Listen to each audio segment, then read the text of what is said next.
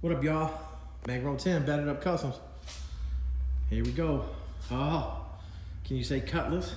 Can you say cutlass? Cutlass? Look at these damn Gbodys. LS. GN. Axle seals were leaking. Bearings ended up being bad. So, whether it was a cheap bearing or what, I don't know. When I narrowed the rear end, I put new bearings and seals in it. I don't know exactly what happened, but they were both leaking. So I got brand new bearings, brand new seals. They shipped me the wrong bearings, but the right seals. So can't get the new bearings, the right bearings until tomorrow. So pull it in, tore it apart, put those on it. I'm gonna lift the front end up a little bit for them. Obviously that's not where it sits because it's on the jag stand, so the weight, it's got the front end a little higher, but front end needs to be a little higher. Tires rubbed just a little bit.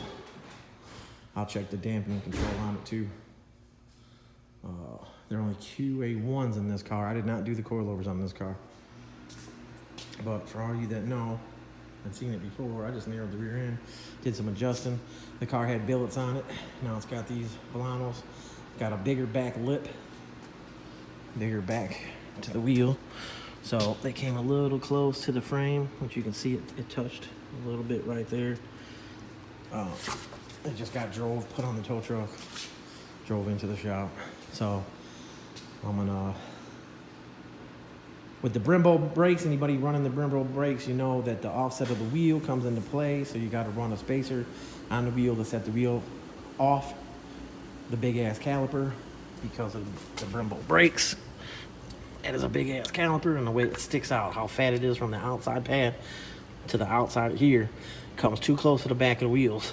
So you got to run 3-inch studs. Obviously you can see 3-inch studs, half-inch. Got the big ass brakes. But the distance, like I'm saying, from behind here to the caliper, it's running a 1-inch. And he had the quarter on there because it was rubbing the frame. So I'm gonna do some adjusting. See if I can adjust the rear end a little bit because one side was tighter than the other. But yeah, Candyman. I think that's called. Last time when you guys seen it, I did some donuts in it. The timing was advancing way too far, so the car sounded like it was like leveling off. Now it's nice and crispy.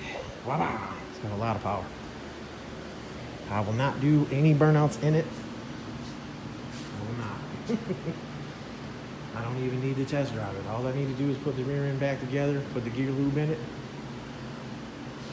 and put some grease on the bearings and put some grease on the seals so I don't tear the seals. Anytime you guys are narrowing rear ends and stuff like that, put brand new bearings in them, outer bearings, and brand new seals, and put grease on them so they instantly get lube. Because you know, when you fill the rear end back up, you gotta take it for a drive. And when the rear end goes side to side, then the gear lube gets down the axle tubes and gets to the bearings. So always make sure you put grease on the axle bearings and seals. That little rubber part of the seal, you gotta put some grease on there for when you slide the axle back in, so you don't tear the seal or wear the seal to where it causes a leak. Yeah, Brembo's on the front. But you can see what I'm talking about here. The distance here. Oh, but this is the front. Obviously, it's got a lot more hub to it than a back wheel. So, a little more info here and there. My steel, I ordered a shit ton of steel. It did not show up today, which sucks because now it leaves me for the weekend with nothing. I might have 2 tubes to do this back frame rail on the LS, back frame rails, but basically out.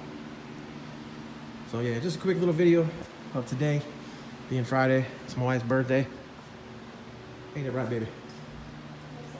Wife's birthday, so we're gonna take her to eat real fast. Do at least something for her, since I'm an ass. But all right, let it go, Custom Bankroll 10. Appreciate y'all. Thank you, and peace out.